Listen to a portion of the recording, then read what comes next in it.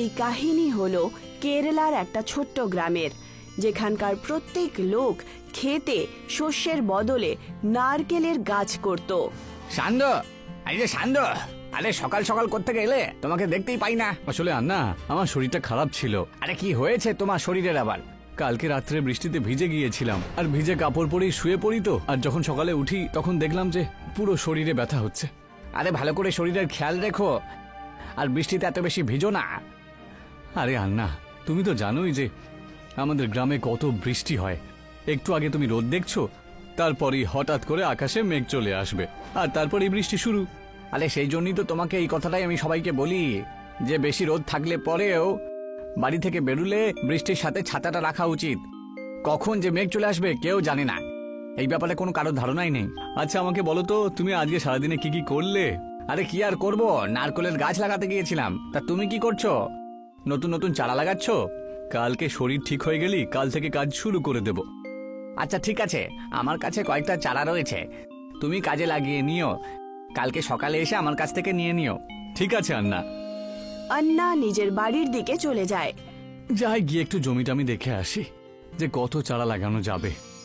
সন্ধু নিজের ক্ষেতের দিকে রওনা হলো, যেখানে রাস্তায় সে দেখতে পায় নারায়ণীকে। এখন শরীর কেমন আছে সন্ধু? আন্না বলছিলেন যে তোমার শরীর একটু খারাপ আছে। হ্যাঁ, এখন একটু ঠিক আছি। তা তুমি কোত্থেকে আসছো? বাবার সাথে খেতে গাছের রোপাইয়ের জন্য গেছিলাম। আমিও তো জমির দিকে এগোচ্ছি, ওই একটু দেখে নি যে কত চারা ওখানে লাগাতে হবে। আচ্ছা, আরে হ্যাঁ, বাবা বলেছিল যে যখন তোমার নিজের পাকা বাড়ি হবে না তখন তোমার সাথে আমার বিয়ে করিয়ে দেবেন, নয়তো বাবা আমার সম্বন্ধ অন্য জায়গায় খুঁজে নেবেন। তুমি গিয়ে বাবাকে বলো যে আমি খুব চেষ্টা করছি, ঠিক আছে? আর এই বছরের শেষ সময় পর্যন্ত আমার নিজের একটা পাকা বাড়ি হয়ে যাবে, তাই অন্য কোনো সম্বন্ধ দেখার দরকার নেই। এইটুকু বলে সন্ধু নিজের ক্ষেতের দিকে চলে যায়, আর নারায়ণী নিজের বাড়ির পথে চলে যায়। নারায়ণীর কথার পর এখন সন্ধু একটু চিন্তিত হয়ে উঠল। তারকে এখন তাড়াতাড়ি পাকা বাড়ি বানাতেই হবে। এই বছরে যদি নিজের পাকা বাড়ি না করতে পারি তাহলে নারায়ণীকে আমি বিয়েও করতে পারবো না। এই বছর আমাকে কঠোর পরিশ্রম করে অনেক নারকেল গাছ লাগাতে হবে। সন্ধু খেতে চলে যায় আর মাপ নিয়ে চলে আসে যে ও কত কত দূরে গাছের রোপণ করতে পারবে। বাড়ি ফেরার পর সে খাবার বানায় আর খাবার খেয়ে ঘুমোতে চলে যায়। কালকে সকালে তাড়াতাড়ি উঠে জমিতে যেতে হবে, সেই জন্য আমি এখন তাড়াতাড়ি ঘুমাই। সন্ধু প্রদীপ নিভিয়ে শুয়ে পড়ে। পরের দিন সকালে ও তাড়াতাড়ি উঠে পড়ে আর গাছ নেওয়ার জন্য আন্নার বাড়িতে চলে যায়। আন্না, ও আন্না, আমি এসেছি, নারকেলের চারাগুলো দিয়ে দাও। আরে ভেতরে এসো ভাই, আমি ভেতরে একটু জল খাবার খাচ্ছি, তুমি একটু জল খাবার খেয়ে নাও, তারপরে নিয়ে যেও চারা। না আন্না, আমার দেরি হয়ে যাবে। আরে ভেতরে এসো না, লজ্জা পাচ্ছ কেন? তাড়াতাড়ি এসো ভেতরে। এই না মা, ওকে একটু জল খাবার বাইরেও দিয়ে এসো, ভেতরে তো আসবেই না। ঠিক আছে বাবা। সরোজিনী একটা থালায় ইডলি, বড়া আর চাটনি নিয়ে বাইরে আসে আর সন্ধুকে খেতে দেয়। এই নাও দাদা, জল খাবার খেয়ে নাও। আর জল খাবার খেতে শুরু করে।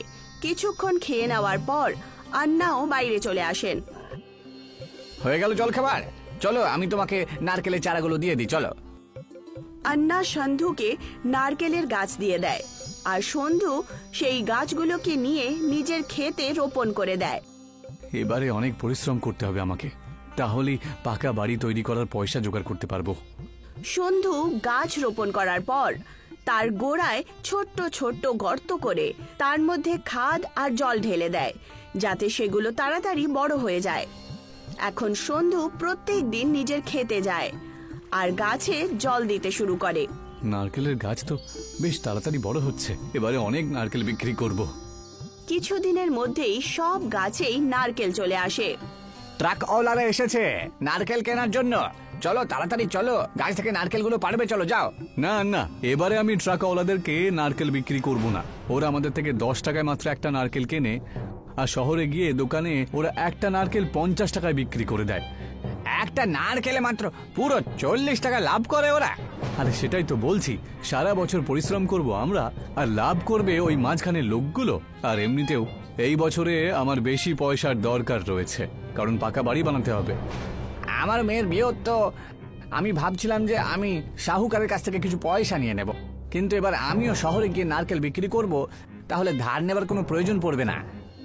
আন্না আর সন্ধু দুজনই নিজের ক্ষেতে হয়ে যাওয়া নারকেল ভেঙে দেয় আর বস্তায় ভরে শহরে নিয়ে গিয়ে বিক্রি করে দেয়, যার কারণে দুজনের কাছে ভালো টাকা চলে আসে। পয়সা জমা করে সন্ধু নিজের একটা পাকা বাড়ি বানিয়ে নেয় আর আন্না নিজের মেয়ে সরোজিনীর বিয়ে করিয়ে দেয়। এবার আমি পাকা বাড়িও বানিয়ে ফেলেছি। নারায়ণীর বাবার সাথে এবার বিয়ের কথা আমাকে বলতেই হবে। সন্ধু নারায়ণীর বাড়িতে যায় আর নিজের বিয়ের প্রস্তাব দেয়। পাকা বাড়ি বানানোর কারণে এখন নারায়ণের বাবা ওদের দুজনের বিয়ের জন্য সহমতি দেন। আরে এত জোরে বৃষ্টি হচ্ছে কেন?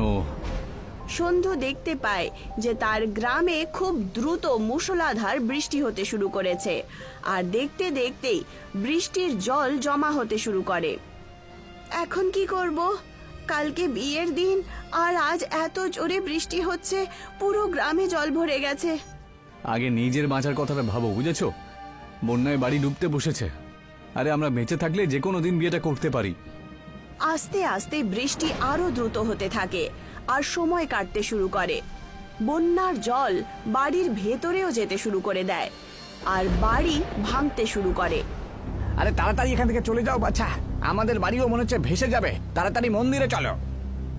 আন্না নিজের মেয়েকে নিয়ে মন্দিরে চলে যায়, যেখানে সমস্ত গ্রামবাসীরা শরণ নিয়েছিল।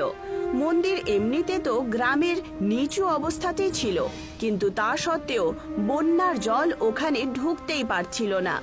এসো, আমার হাতটা ধরো, জল কিন্তু বেরিয়েই চলেছে।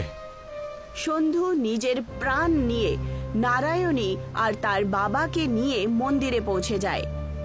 এখন সমস্ত গ্রামবাসীরা বন্যার জল কম হওয়ার অপেক্ষা করতে থাকে। আস্তে আস্তে বৃষ্টি কম হয়ে যায়, কিন্তু গ্রামবাসীদের বাড়ি জলের কারণে ভেঙে গেছিল, সেই জন্য সমস্ত লোকেরা বেঘর হয়ে যায়। আমি অনেক কষ্ট করে নিজের একটা পাকা বাড়ি বানিয়েছিলাম, আর আজকে সেই বাড়িটা আমার চোখের সামনে ভেসে গেল, আর আমি কিচ্ছু করতে পারলাম না। আমাদের সবার বন্যায় ভেসে গেল। তোমার শুধু একারই ক্ষতি হয়নি, ঈশ্বরের অশেষ কৃপা যে আমরা সবাই এখনো পর্যন্ত বেঁচে রয়েছি। ঠিকই বলেছো তুমি আন্না, বেঁচে আছি এটাই যথেষ্ট। বাড়ি তো আমরা আবার বানিয়ে নিতে পারবো। তক্ষুনি ওখানে নারায়ণী আর তার বাবা চলে আসে। এখন তো আমার কাছে কাঁচা বাড়িটাও আর নেই, তাহলে কি এবার আর নারায়ণের সাথে আমার বিয়েটা আপনি দেবেনই না? না বাবা, এমন ব্যাপার নয়। তুমি হলে খুবই পরিশ্রমী ছেলে, আজ নয়তো কালকে তোমার বাড়ি তুমি বানিয়েই নেবে।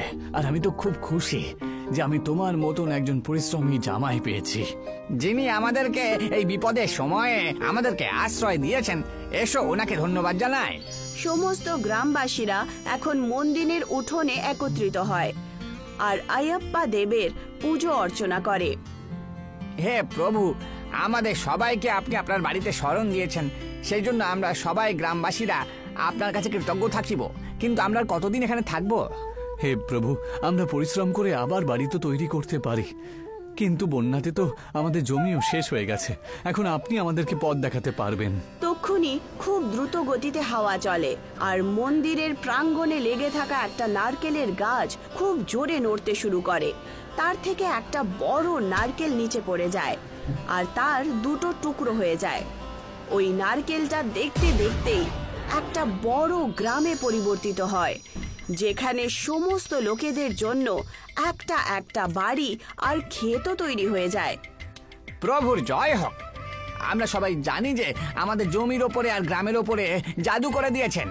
এখন সমস্ত লোকেরা নিজের জন্য একটা একটা বাড়ি নিয়ে নেয় আর তাতে থাকতে শুরু করে।